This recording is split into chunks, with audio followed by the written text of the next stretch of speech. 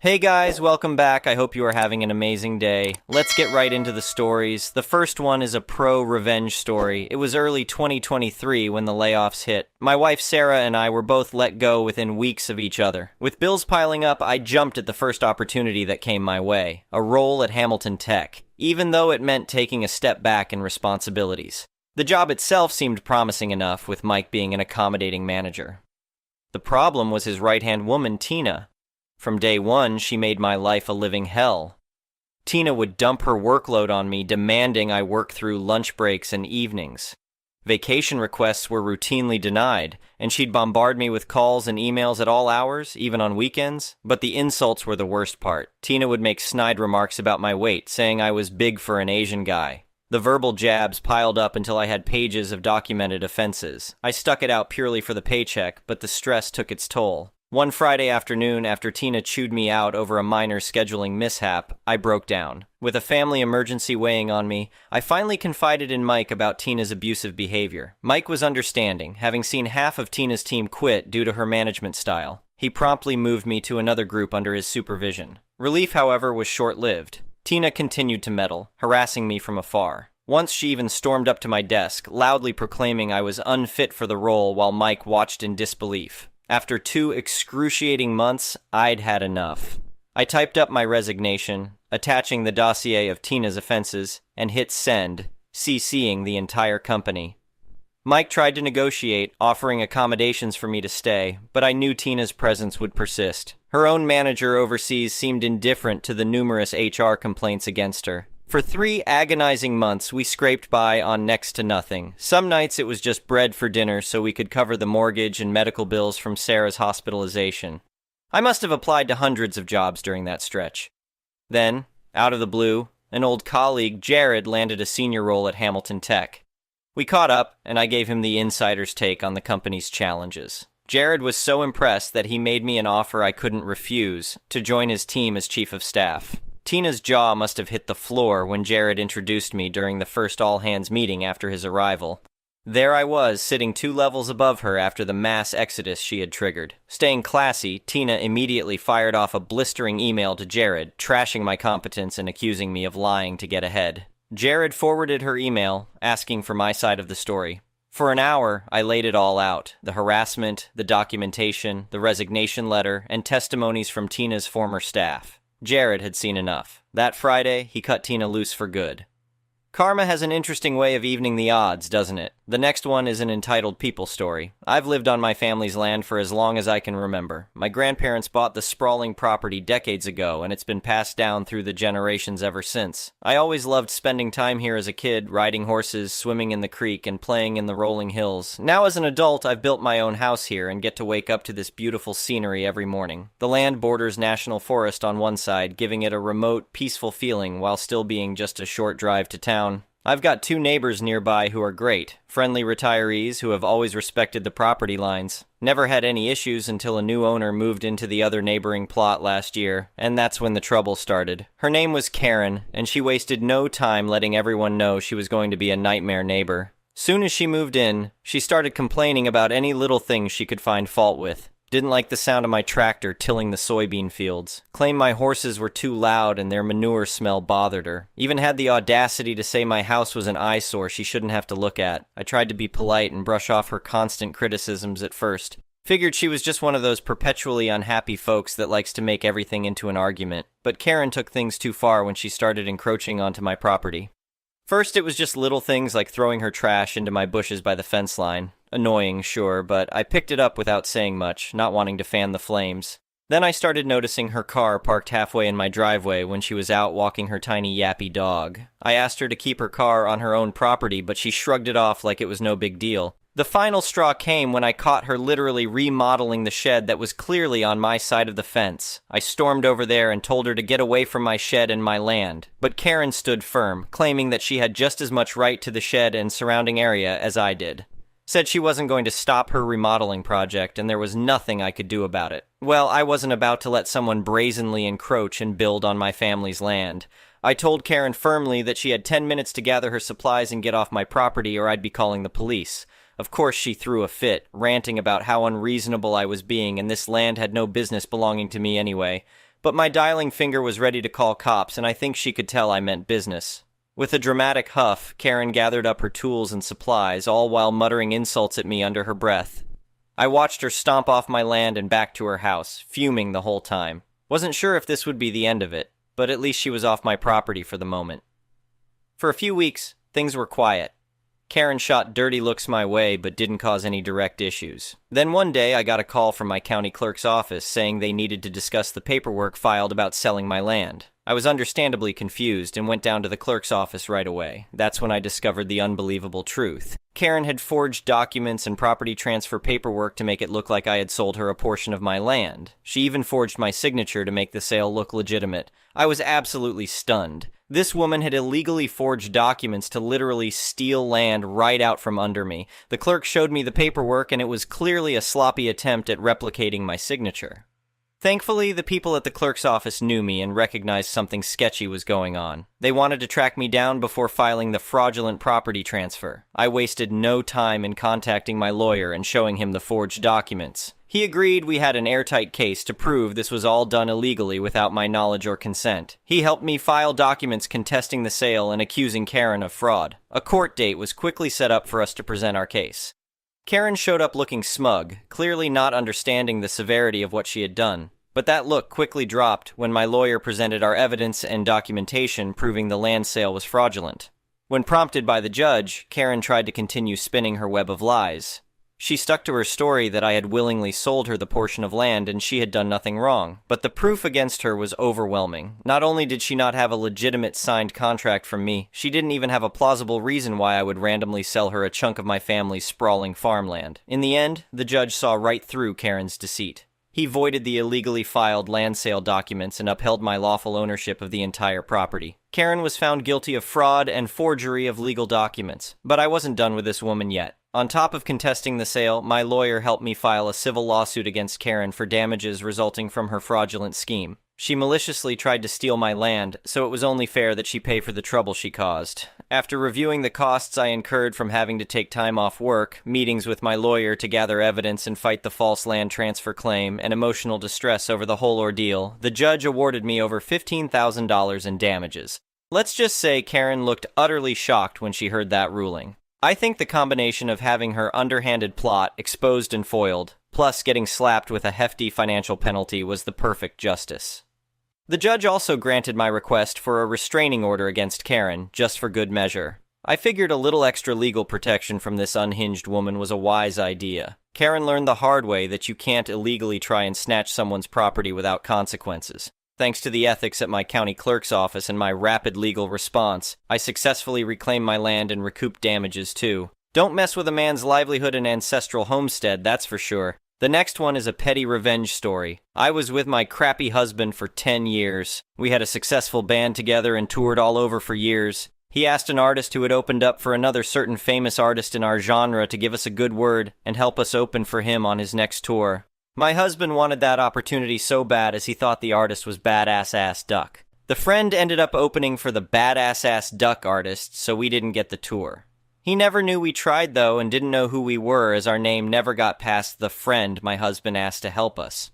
We divorced a few years later and I started dating again. My husband was a piece of crap. One of, if not the worst people I've ever met in my life as far as how he takes advantage of people and ducks people over. One tiny example is he pawned my wedding dress and the 5 heirloom rings from grandmothers and great-grandmothers that were passed down to me. He's done even worse than that, but I won't get into it right now for the sake of getting to the point. Anyway, the badass-ass duck musician came into my town and had been on Bumble and matched with me. He didn't know I was part of the band from before. He took me out for a weekend, wined and dined me every day, drove me to the festival he was performing at all weekend, bought me gifts, spent the whole weekend with me, and asked me to go with him on a resort vacation. Yes, I made sure my craphead ex-husband found out about all of that. I told him how amazing he was when he performed, how nice he was, what a great weekend we had together, how he's even greater in person, blah blah blah. It was so satisfying. The next one is a malicious compliance story. The superintendent of my old school was comically rigid in his views and seemed to have his mindset stuck in the 1960s. He told us without a hint of irony that the only way students would respect us is if we were dressed professionally. Not even business casual was okay for him. Faculty wearing sneakers or blue jeans was a legitimate cause for termination under our contract. The male staff dress code demanded that we wear a long-sleeve button-up shirt with a tie, dress pants with a belt, and dress shoes or boots every day. There was, however, a note in our contract stating that the dress code could be reasonably relaxed, if not possible due to a medical condition. No details were provided beyond that. Well, my wife and I moved apartments one weekend and my feet hurt, so I made the executive decision that that was a medical condition and wore my sneakers to school on Monday. I figured I could just lay low and keep my feet hidden from any pesky administrators, and I knew that my students wouldn't care. My students, in fact, thought it was awesome that part of my appearance was that of a real person, lol. Wouldn't you know it, that was the day the superintendent and building administrators were coming around room by room to give the school board members a building tour. So of course I had to get up and greet them. Nobody said anything to me, but I did receive a nasty email from the assistant principal, with CC to the principal and superintendent, reminding me of the expectations set forth in the teacher dress code. No note in my file or anything, just a warning. Fair enough, I suppose, but it pissed me off that they didn't even ask why I decided to wear sneakers and just sent me a warning with no chance to defend myself. So, cue the malicious compliance. If you noticed from my post title, the dress code just said dress shoes and boots. Well, are you familiar with Demonia boots? I went ahead and bought the most over-the-top, bombastic pair of boots on their website. I'm talking black leather with 3-in platforms, chains, studs, zippers, and straps galore. They came about halfway up my shins, and of course I tucked my pants into them. My students thought they were amazing, and there are pictures of my feet all over various social media sites. A few of my co-workers took it upon themselves to give me a stern warning, and some others gave me a high five. After 4 days of wearing these boots with no incident, the principal ended up behind me in the hallway. Rather quickly he asked, "What the hell are those?" So I told him they were boots to ensure that I am in compliance with the dress code, and kept walking. That afternoon, I received an email from him stating that I was intentionally being unprofessional and this would be documented in my record and further dress code offenses could lead to disciplinary action or suspension. I immediately got in touch with my union, who quickly dealt with that in my favor since they were indeed boots. I also explained to the union that I only did this because of the nasty email I received for wearing sneakers with my sore feet. The union rep immediately smirked, told me she was unfamiliar with that rule, and told me to go ahead and wear whatever footwear I wanted, and that if anybody had a problem, I could just claim I had sore feet. Long story short, I ended up wearing my sneakers every single day for the entire rest of the school year and never had another problem. My favorite part of this is that I inspired a few other rebels, and by the time I left that school, there were a solid 10 of us that were just routinely wearing sneakers or other non-dress code compliant footwear in blatant disregard of the dress code every single day. Good times, definitely a legacy that I left behind in that school. The next one is an entitled people's story. Buckle up, this is going to be a long reflection dump. My SO and I have been no contact with his family for a few years now, but I still get flashbacks of their antics, ESPCLs, so FYI these stories were from several years ago. 1. She wanted my SO to pay for her abortion because he apparently caused her pregnancy. Yes, you read that right. My SO graduated with a master's degree and got offered a top-notch job, so he invited everyone to his graduation and to celebrate after. His sister was 23 YO at the time, but to this day, she remains a high school dropout who refuses to go to college or make anything of herself except do drugs/parties/gym. She was incredibly distraught by the news of her brother's success and hated him getting any kind of attention. That she went missing for 2 weeks and returned pregnant, father unknown as she partied a lot. Her plus the parents wanted my SO to pay for the abortion because he did this to her. He refused, instead showing care as any brother should and referring her to an abortion clinic. Enraged by his refusal to pay, Syl had a tantrum and lashed out at their dog before driving off and damaging the car, then wanting him to pay for that too. They twisted the story to extended family friends, no mention of Syl's pregnancy and antics, just a generic smear campaign and pity party about my SO refusing to help his sister.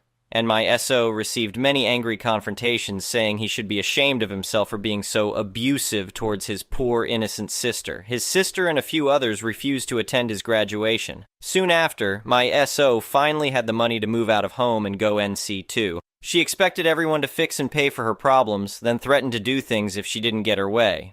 The previous story wasn't a one-off. She was always in legal/financial/personal trouble. Whatever bizarre mess she got herself into, she'd have tantrums and threaten to run away if people didn't pay up and help. Sometimes her demands were degrading towards my SO, like when she vomits on the floor or destroys the toilet. She always managed to get gastro once a month. And if my SO didn't clean it up, he'd get scolded by everyone for not caring about the family. I was also guilted by MIL to be a helpful big sister to Siel, but no matter how much I helped, it was never enough, and SEL would play victim, no one helps me or loves me, etc. 3. She's an outright bully, e.g. At one family lunch, SIL fussed about the fact my SO gave me his sweet potato. He's not a fan. She started saying, "See, Mom? He's such a child. I'm a good girl and eat my sweet potato. Eat it. Now. You are wasting it."